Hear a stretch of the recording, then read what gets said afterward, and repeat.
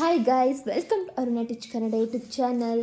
So ಇವತ್ತು optional Kannada second year BA ಅವರಿಗೆ block 1, block 2, block 3, block 4ಅಲ್ಲಿ ಬ್ಲಾಕ್ 3ನಲ್ಲಿ ಬರುವಂತಹ KS ನರಸಿಂಹಸ್ವಾಮಿ ಅವರ ಆಯ್ದ ಕವಿತೆಗಳನ್ನು ನಮಗೆ ಕೊಟ್ಟಿದ್ದಾರೆ ಬ್ಲಾಕ್ 3ಯಲ್ಲಿ.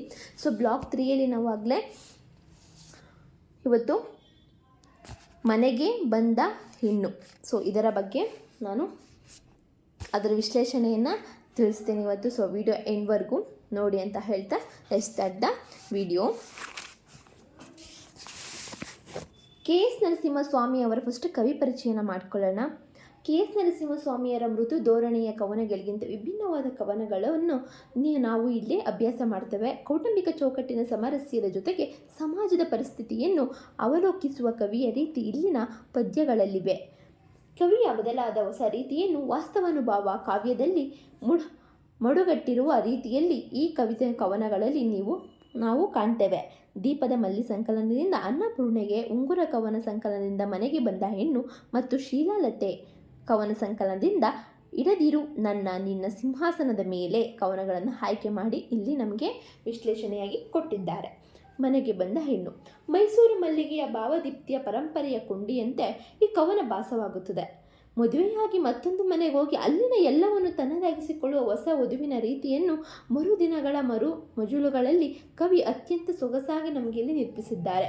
ಒಂದೊಂದು ದಿವಸವನ್ನು ಕಳೆದಂತೆಲ್ಲ ಆಕೆಯ ಜೀವನ ಆಲೋಚನಾ ಕ್ರಮ ಬದಲಾಗುವ ರೀತಿ, ಅವಳಲ್ಲಾಗುವ ಪರಿವರ್ತನೆಗಳನ್ನು ಕವಿ ಸಮರ್ಥ ಉಪಮೆಗಳಿಂದ ಸಾರ್ಥಕ ರೀತಿಯಲ್ಲಿ ಚಿತ್ರಿಸುತ್ತಾ ಹೋಗಿದ್ದಾರೆ. ಅಂದರೆ ಒಂದು ಮದುವೆಯಾದ ಹೆಣ್ಣು ಗಂಡನ ಮನೆಗೆ ಹೋದಾಗ ಅಲ್ಲಿನ ಪರಿಸ್ಥಿತಿಗೆ ಆಗಿರ್ಬೋದು, ಅಲ್ಲಿ ಹೇಗೆ ಹೊಂದ್ಕೊಂಡು ಅವಳ ಮನಸ್ಥಿತಿ ಹೇಗೆಲ್ಲ ಬದಲಾವಣೆ ಹೋಗ್ತಾ ಹೋಗುತ್ತೆ ಅನ್ನೋದನ್ನು ಇಲ್ಲಿ ನಮಗೆ ಕವಿ ತಿಳಿಸ್ಕೊಟ್ಟಿದ್ದಾರೆ.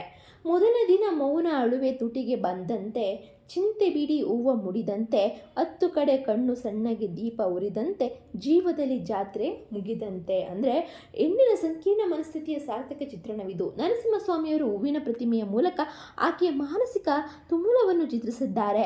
ಯಾರು ತಿಳಿಯದ ಹೊಸ ಪ್ರಪಂಚ, ಸುಂದರ ಬದುಕಿನ ಕನಸು ಒಂದೆಡೆಯಾದರೆ ಜೀವನ ಹೇಗಿರುವುದೋ ಎನ್ನುವ ದುಗುಡದ ಬಿಡಿ ಆಕೆಯ ತಲೆಯಲ್ಲಿದೆ. ಎಲ್ಲ ಕಡೆಗೂ ಕಣ್ಣು ಹಾಯಿಸಿ ತಿಳಿಯುವ ಹಂಬಲ, ಜೀವದ ಜಾತ್ರೆಯೇ ಮುಗಿದಂತಹ ಭಾವನೆ ಎರಡೂ ಇಲ್ಲಿ ಮಿಳಿತವಾಗಿದೆ.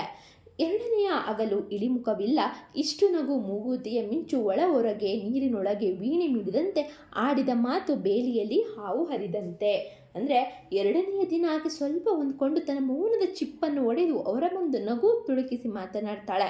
ನೀರೊಳಗೆ ವೀಣೆ ಮಿಡಿದಂತೆ ಎನ್ನುವಾಗ ಆಕೆ ಹೊಸ ಜಗತ್ತಿಗೆ ಹೊಂದಿಕೊಳ್ಳುತ್ತಿರುವ ರೀತಿ, ಆಕೆಯ ಮೃದು ಭಾವನೆಗಳನ್ನು ಬೇಲಿಯಲ್ಲಿ ಹಾವು ಸಾವಕಾಶವಾಗಿ ತನ್ನ ಸ್ವಸ್ಥಾನವನ್ನು ಕೊಂಡುಕೊಂಡು ಮುಂದುವರೆಯುವ ವಿಶ್ವಾಸವನ್ನು ಕಲಾತ್ಮಕವಾಗಿ ಇಲ್ಲಿ ನಮಗೆ ಚಿತ್ರಿಸಲಾಗಿದೆ. ಮೂರನೆಯ ಸಂಜೆ ಎರಳಿನ ತುಂಬ ದಂಡೆ ಹೂವಿಗೆ ಜೀವ ಬಂದಂತೆ, ಸಂಜೆಯಲ್ಲಿ ರಾತ್ರಿ ಇಳಿದಂತೆ, ಬಿರುಬಾನಿಗೆ ಹುಣ್ಣಿಮೆಯ ಹಾಲು ಹರಿದಂತೆ. ಅಂದರೆ ಕೊನೆಯ ಚರಣದಲ್ಲಿ ನೂತನ ವಧು ಬಾಳಿನ ಹೊಸತನಕ್ಕೆ ಸಜ್ಜಾಗಿರುವ ಆತ್ಮವಿಶ್ವಾಸ ವಿಕಸನವಾಗಿರುವ ರೀತಿಯಲ್ಲಿ ಚಿತ್ರಿಸಲಾಗಿದೆ.